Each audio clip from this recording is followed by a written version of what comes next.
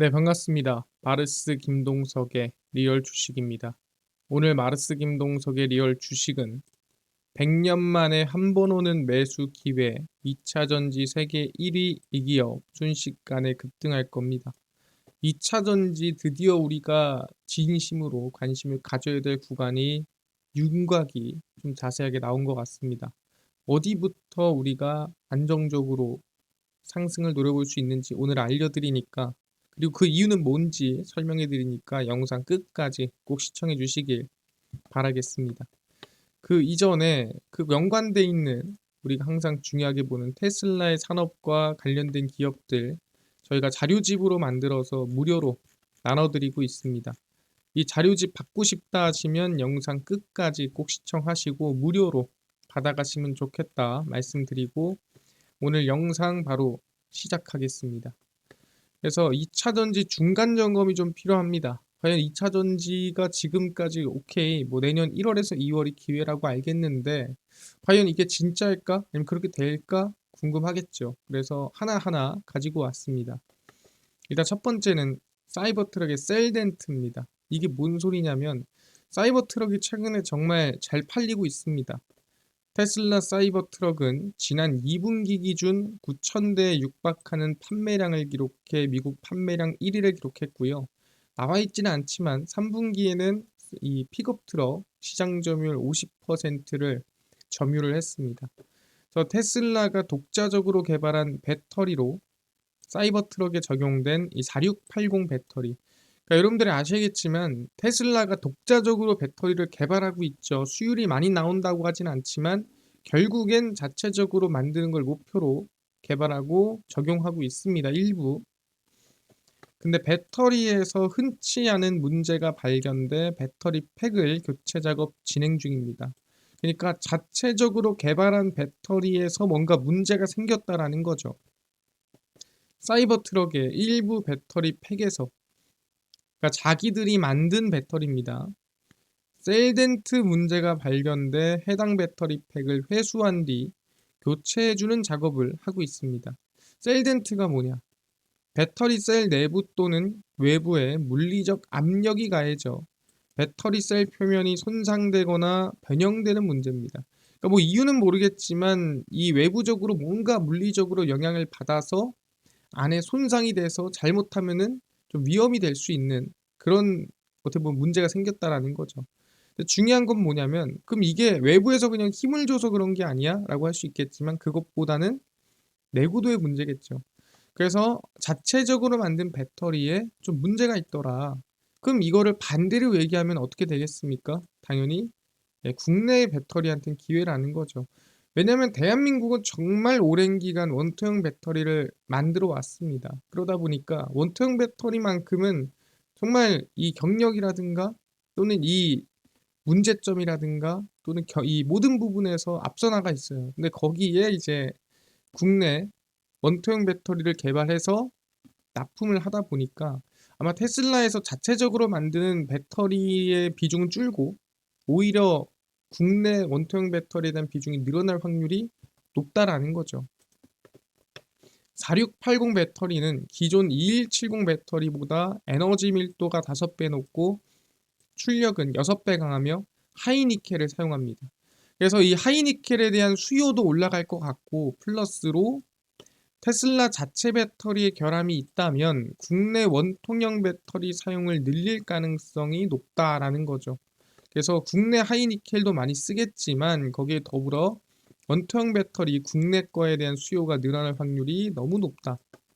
테슬라는 2025년까지 연간 생산 목표 25만 대를 내세우며 시장 공략에 자신감을 내세우고 있습니다. 25만 대 수준을 뭐 달성하지 못하더라도 그 정도 한 20만 대 가까이만 간다 하더라도 충분히 국내 원통형 배터리가 조금 더 점유율을 차지하고 하이니켈에 대한 수요가 늘어날 거고, 그럼 기대감이 충분히 커질 수 있다라는 거죠. 최근 테슬라 실적이 부진한 가운데 전년 대비 전기차 판매량이 증가한 이유는 사이버 트럭 덕분이다.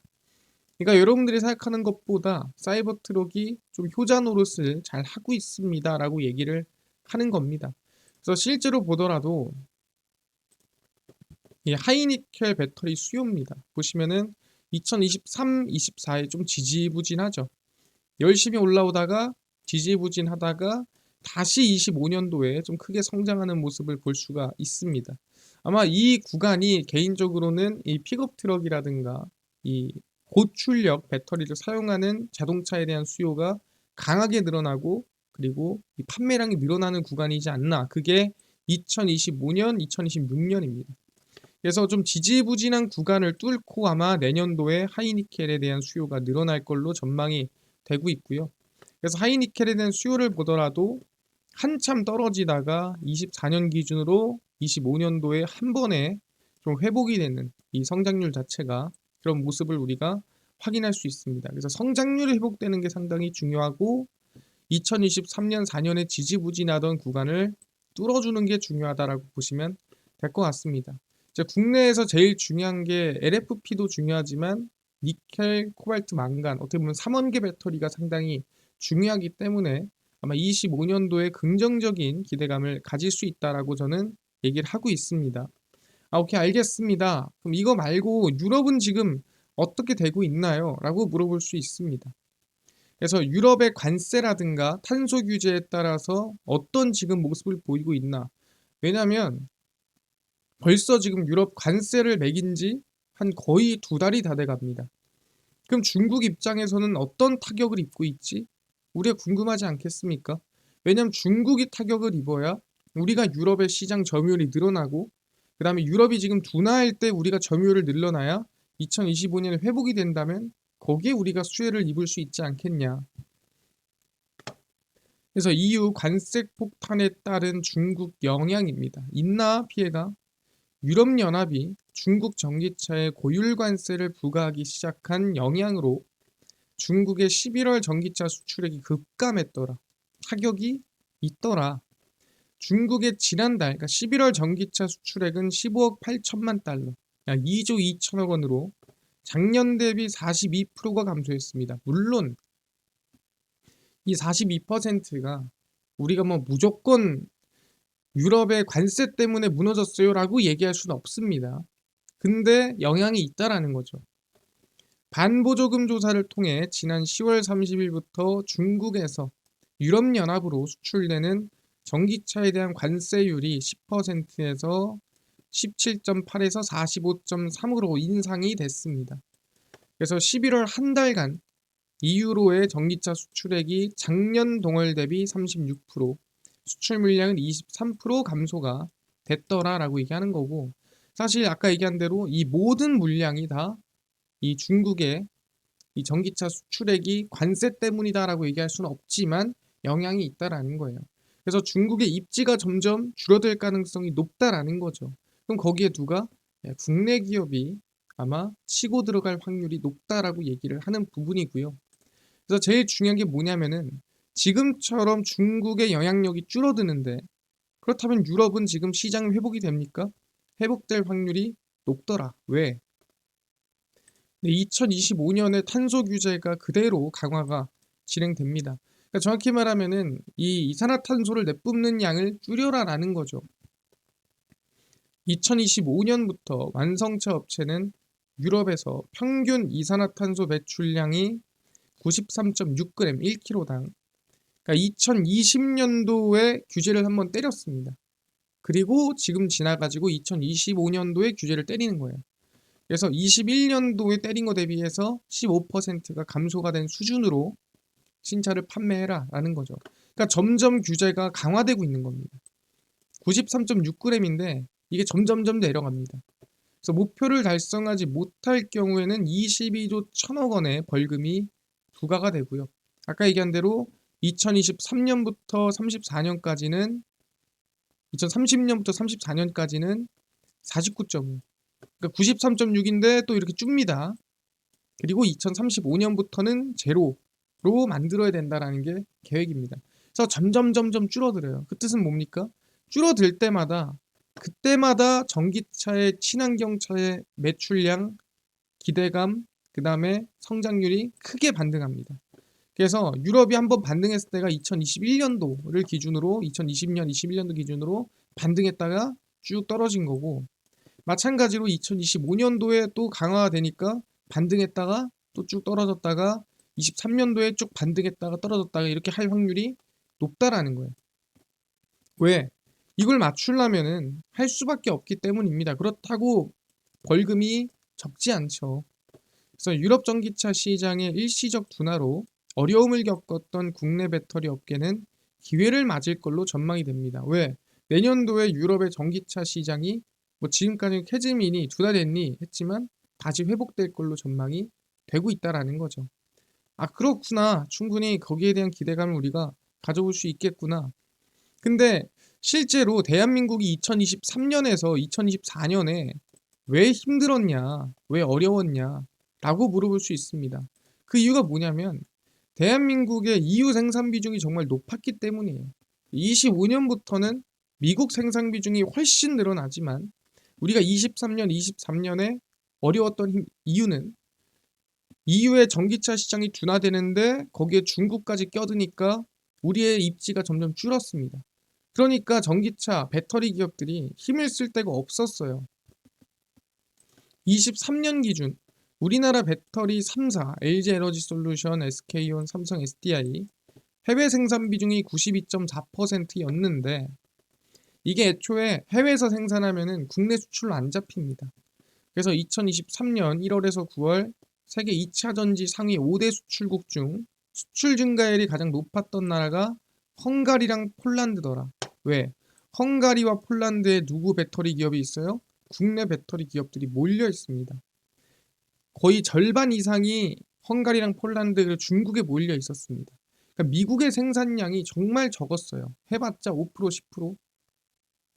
그러다 보니까 유럽 시장이 죽어버리면은 같이 죽는 거예요. 유럽 시장이 무너져버리면 같이 무너지는 겁니다. 그랬는데 폴란드는 LG 에너지 솔루션 총 생산의 47.5%, 헝가리는 총 생산의 77.1%를 차지하는 최대 생산 거점이었습니다. 그래서 국내 배터리가 거의 유럽에 몰빵돼 있다 보니까 유럽 시장이 둔화되면 당연히 같이 둔화될 수밖에 없는 거예요. 아니 근데 미국 시장은 살아있잖아요. 그럼 괜찮은 거 아닙니까? 항상 얘기하죠. 미국 곱하기 2가 유럽 시장이다 라고 얘기했습니다. 그러니까 미국보다 전기차 시장이 유럽이 2배입니다. 그러니까 유럽이 둔화되면은 당연히 둔화될 수밖에 없는 거예요. 배터리 생산의 대부분과 매출의 40% 이상을 유럽에서 삼성은 올리고 있습니다. 그러다 보니까 유럽이 둔화되면서 23, 24가 힘들었던 건데 25년도에 탄소 규제 강화되죠. 그러면서 수요 회복되죠. 그렇다 한다면 25년도는 회복의 시간으로 볼 수 있는 게 맞다라고 저는 얘기를 하는 거죠. 여기까지 이해를 했습니다. 그럼 여기서 중요한 게 뭐냐? 그럼 회복이 되면서 지금 가장 중요한 건 뭐냐면 거기 안에 들어간 소재, 메탈이 중요하겠죠. 흔히 얘기하는 리튬이랑 니켈. 그래서 2025년도는 유럽의 회복이 우리한테 수혜가 될 수 있다라고 얘기를 하는 겁니다. 일단 2025년도에 미국으로의 우리가 성장이 이어지는 것도 긍정이지만 가장 근간이었던 유럽의 회복도 2025년도에 이어진다라는 걸 우리가 객관적으로 확인할 수가 있는 거고 중국이 조금 물러나면서 그 구간을 한국이 다시 채우면서의 기대감도 있다라고 말씀을 드리고요. 리튬 가격입니다. 최근에 저가를 찍어줬죠. 계속 저가를 유지하고 있습니다. 이 얘기는 뭐냐면은 이 재고평가 손실이 날 만한 게 이제 거의 없다라는 거예요. 당연히 이때 만들어 놓은 거 재고평가 손실 많이 났겠죠. 이때 100만 원 주고 만든 거 지금 만들려고 하면 얼마에 만들겠습니까? 가격이 지금 거의 6분의 1인데요. 지금 만들려고 하면 절반 이하 아니겠어요? 대충 얘기를 한다면. 그럼 50만 원에 만든다 치겠습니다. 그럼 얼마 손실 난 거예요? 예, 재고평가. 저렇게 말하면 100만 원짜리 배터리가 지금 만들면 50만 원이니까 평가는 50만 원 받는 거예요. 근데 비용은 100만 원 들었죠. 그러니까 얘는 얼마예요? 50만 원 평가 손실이 나는 겁니다. 평가 손실은 진짜 손실 난 건 아닌데 우리가 흔히 얘기하는 재무제표상 아니면은 이제 포괄손익계산서상에 들어가는 우리가 손익이다라고 생각하면 될 것 같아요. 그래서 제가 말씀드린 게 이렇게 평가 손실이 났지만 이거를 다시 조금 비싸게 팔면 예를 들어 80만 원에 팔았다. 그러면은 여기서 50만 원 손실 난 거 여기서 30만 원 다시 들어왔잖아요. 그러면 이거 다시 환입시켜 줍니다. 수익으로 넣어줘요. 그러다 보니까 오히려 지금이 가장 저평가돼 있는, 그러니까 재고평가 손실이 가장 많이 났을 때가 가장 저평가돼 있는 구간이고, 실적이 가장 반등이 다음 연도에 많이 나올 확률이 높다라는 거죠. 니켈도 마찬가지입니다. 최근에 니켈이 조금 밀렸는데 이게 다 아시겠지만 트럼프 정권의 영향입니다. 뭐야, 지원금 안 주는 거 아니야? 라고 하면서 밀렸는데 사실 그래도 저가 부분이다 라고 생각하면 될 것 같습니다.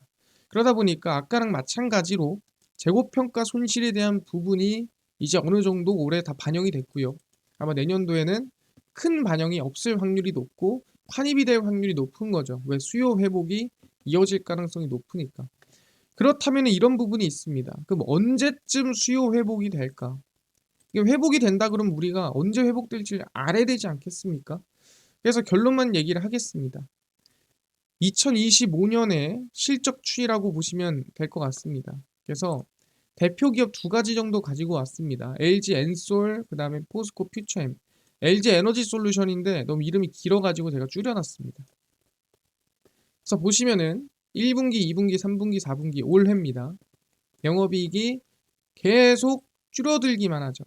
계속 박살 나다가 보시면은 매출액 같은 경우에도 크게 성장하거나 반등 못 나오고 계속 하방에서 유지가 됩니다. 영업이익은 더 박살 났습니다.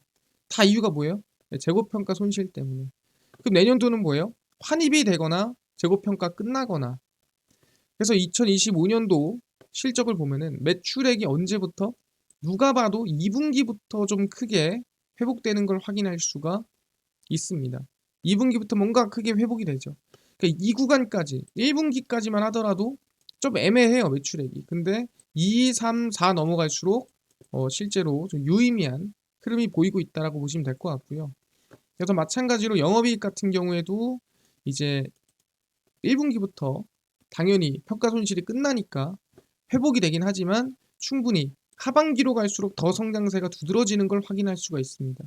그래서 개인적으로 얘기하는 게 실적만 봐도 1분기에 저가를 찍고 2분기, 3분기, 4분기에 성장할 확률이 높은 겁니다. 그래서 우리가 제가 항상 얘기하는 게 뭐예요? 1월에서 2월이 기회인 듯하다. 1, 2월이 기회다 라고 항상 얘기하는 이유가 뭐냐면 1분기가 눌림목 저가일 확률이 높고 하반기로 갈수록 회복이 늘어난다. LG 에너지 솔루션 마찬가지입니다. 영업이익 쭉쭉쭉 가다가 적자 납니다. 그러다가 1분기, 2분기, 3분기, 4분기 가면서 어떻게 됩니까? 매출액은 오히려 4분기보다 줄어요. 줄어드는데 중요한 건 뭐예요? 그 다음 2, 3, 4 가면서 회복세가 거의 50% 나옵니다. 그럼 뭔 소리예요? 마찬가지로 1분기에 저가를 찍어주고 2, 3, 4 분기 오면서 영업이익도 크게 늘어나고 거의 2배 이상 늘어나죠. 여기선 3배. 그렇기 때문에 2차 전지는 길게 봐야 됩니다. 어떻게? 1분기가 기회고 2, 3, 4분기 구조적인 성장을 보는 게 맞다라는 게 제 개인의 생각이에요. 이해되셨나요? 그래서 결론만 내겠습니다. 우리가 기업을 어떤 걸 하나 골라서 매매한다. 2차 전지는 애매합니다. 그러다 보니 저는 항상 ETF를 추천해요. 그래서 평균적인 ETF는 타이거 탑10.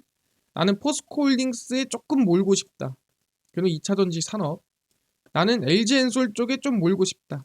그럼 2차 전지 테마인데 비슷해요. 흐름이 다 비슷한데 비중이 조금 다른 거고 그 조금이 이런 차이가 있다라는 걸 알아두시면 됩니다. 그래서 2025년 1월에서 2월 저점 이후 연말까지 추세 상승이 기대가 됩니다.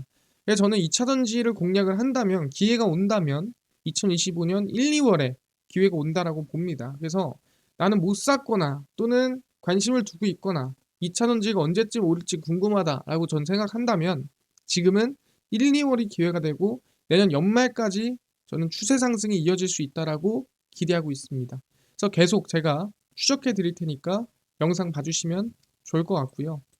알겠습니다. 2차 전지에 대한 어떻게 보면 내년에 수요 회복이 이어진다라고 보고 있고요.